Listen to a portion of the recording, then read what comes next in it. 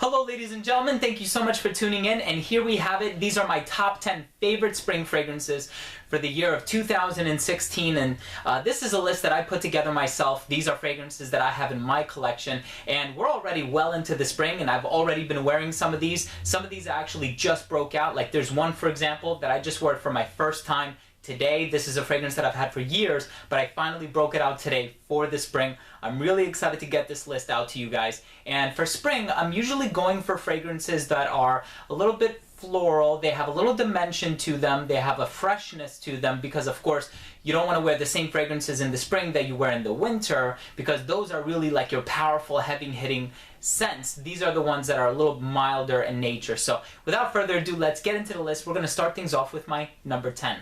My number 10 is a fragrance that I've had for a long time. It's actually one of the first fragrances that I bought from this brand. It's one that I absolutely love. It is a little pricey though, and it has this sort of African orange flower note that gives it a slightly floral tinge. So it could potentially be perceived as being a little feminine, but I love it nevertheless. There's a sweetness to it that I really enjoy, and it's by the company Xerjoff, and this one is called Dajala. Phenomenal scent. If you haven't tried it, I highly recommend you give it a try. Just keep in mind it is one of those gender bender scents, so keep that in the back of your mind. Number 9 on my list is one that I've only had for a few months now, but it's one that I've been enjoying so much. It's such a great scent for, I think, those intermediary seasons like the fall and the spring. It's not too bold. It has an aquatic note to it. It has that note of Colognes in it, which makes it a little effervescent and aquatic and aqueous in nature. This one is by the company Imaginary Authors, and it's called Every Storm a Serenade. It has eucalyptus. It has an ambergris note. It also has the Colognes note that I spoke about earlier. Very cool. It has the name of the fragrance on the spine here. Definitely check this one out. It's an indie company. It's not as well known, but Josh Meyer puts out some phenomenal works, and I'm really impressed by that diversity in this brand. So, number 8 on my list is another one that's always been a staple in my collection. This is actually my second bottle of it. I almost wore this on my wedding day, and I had a smaller bottle. I think it was the 2.5 ounce, and I actually gave it away in a giveaway on my channel. So guys, thank you so much for being a part of my videos and watching my channel. It means a lot to me. I know I've had giveaways in the past. I've done a few giveaways recently. I have more coming up, so I just want to encourage you, take a moment and subscribe to this channel. A lot of other future fragrance-related content, including a lot of giveaways in the near future, so thank you for that. Anyways, this one, number 8, is by Histoire de Parfum, and it's called 1725 Casanova. This is the year that Casanova was born. And this is a very gentlemanly, sort of powdery lavender scent, a little bit of almond, and it has this sort of sweet dry down. Phenomenal scent. If you haven't tried it, it's very much along the same lines as Christensen New York, which I know is a little bit more affordable. There's even an MDCI fragrance called Invasion Barbare. This one is, of course, the middle of the road, and I don't mean that in terms of quality, because there's superior quality here. I mean that in terms of the price point. Number 7 on my list is another staple of mine. I bought this a couple years ago, if I'm not mistaken, and I have been wearing this one ever since. You'll see my bottle is half full, so I've used a lot of it. It's actually one of my most complimented scents in my entire collection, and I have close to 500 fragrances now. This one is by the company Profumum Roma, and it's called Batito Dali. Now, the name of this fragrance translates to the flutter of wings, and it's this very sort of ethereal, angelic scent. You need to give it a try. There's this orange blossom note, kind of along the same lines as Dajala by Xerjoff, but there's a little bit of like a cocoa and coconut, kind of giving it the sweetness and the dry down. I know one of those two notes isn't formally listed, but myself, along with a few other reviewers, including Freddie Rivera from the channel Freddie Frags, smells those notes. So definitely give this one a shot, and trust your own nose, trust your own opinion. Number 6 on my list is the scent that I would say is my signature scent if I had to choose one. Now, of course, with all of these fragrances, it's really hard for me to stick to just one scent, but this one is a Swiss Army knife for me. It's a Dum Riche. It's a phenomenal scent, super high quality, very addictive, very sort of mesmerizing. It's from the house of Christian Dior, and it's called Bois d'Argent, so silver woods. And it's a beautiful composition by Nick Minardo. Think iris and honey. So you have this sort of clean unisex vibe, and then the honey, which adds this mesmerizing overtone. Phenomenal. The next one on my list is a composition by Bertrand Duchaufour, who happens to be one of my favorite perfumers. He's actually done a few for this company, but this one is a staple for the spring because it has this note of sort of fresh cucumber. Even though that's not listed as a note, I definitely get that. I almost imagine the scent as being the niche version of Hermès's Un Jardin sur le Nil. And those of you who have tried that, you know it's this sort of like viney, mango, sweet, transparent sort of scent. And this one by Eau d'Italie called Jardin du Poète is no exception. What I get from this scent is like 70% cucumber, 30% rose. It's a brilliant, beautiful scent. It's a little different, so it's a little unorthodox and unconventional, but it's very wearable, and it's very, it can be interpreted in a very positive way. The next one on my list, and we only have 4 more, but these 4, I can't go without them in my collection. This next one, I think the frequency with which I use it is also indicative of the amount that's left in this bottle.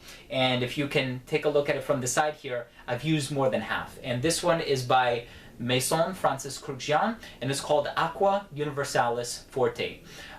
This one is signed by Francis Kurkdjian, as is my Eau Noire. I also have a bottle of Absolu pour le Soir that was signed by him. I had the pleasure of meeting him again at a perfume event recently when he was advertising the release of his newest fragrance, Baccarat Rouge 540, and he and I spoke for about half an hour. He's an incredibly genuine person, and I told him about my affinity for these scents, and I even asked him a few interview questions, if you will. And anyways, I love this one. It has a floral component, but it's fresh at the same time.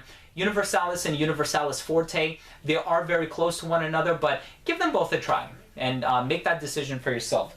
Number 3 on my list is one of my newest acquisitions. I've only worn this twice, but every single time I've worn it, both of those times, I have loved it so much.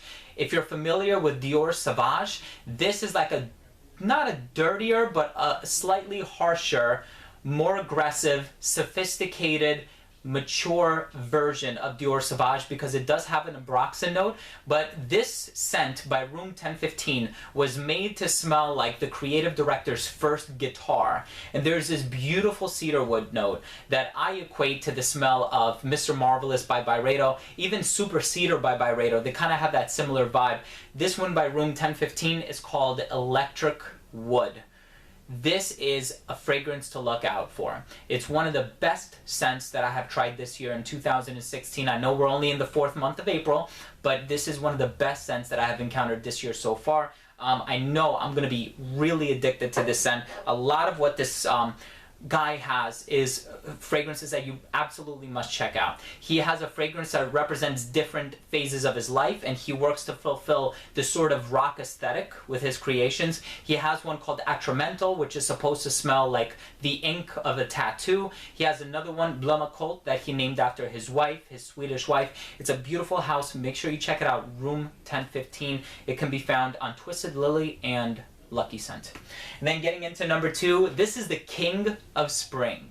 This should be this fragrance's official title, and I don't think you can see a spring list compiled by anyone that doesn't feature this fragrance in it. I know for a lot of people this would be number 1, but for me there's just one more fragrance that I would throw in there, and it might just be a little bit more to my liking than this one, but really there are times when it's really hard for me to decide. Anyways, the number 2 fragrance that I'm talking about is of course by Creed, and I'm not even going to tell you the name. You already know what it is. It's such a beautiful sort of violet, lemon verbena, bright, sophisticated, mature, gentlemanly scent. It just has this sort of paternal contempt to it, and it's an amazing scent.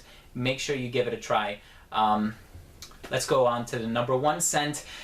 This is by far one of my favorite fragrances. This is my 2nd bottle. I had the smaller bottle, the 50 milliliters. I actually ended up selling it because I bought the big one, and I would never go without having this bottle in my collection. This is yet another scent that really needs no introduction, but I have been loving it so much this spring, and it's by the company Amouage, and this is called Reflection Man. You can kind of see it's a little reflective on the sides here, but this is this sort of bright, spicy, neroli scent that I know a lot of people say is like Jean Paul Gaultier's Le Mans. it really isn't. I mean, it's a fragrance in its own right. It smells incredibly unique. It's such a phenomenal scent. And I think it's the freshest scent that Amouage has ever put out. So if you haven't tried Reflection Man by Amouage, you deserve to get a sample. Really, go online, go on Lucky Scent, check it out, go on Twisted Lily's website, pick up a sample. It's such a great scent, and it was my first Amouage purchase, and there's no looking back. So there you have it, guys. These have been my top 10 favorite fragrances for the spring of 2016. Now, I want you guys to tell me, leave a comment down below. Tell me, what fragrance are you looking forward to wearing this spring of 2016? So guys, once again, please don't forget to subscribe for future videos, top 10s, giveaways, unboxings, and a lot of other fragrance related content. And on that note, we'll see you in the next episode. Take care, everyone.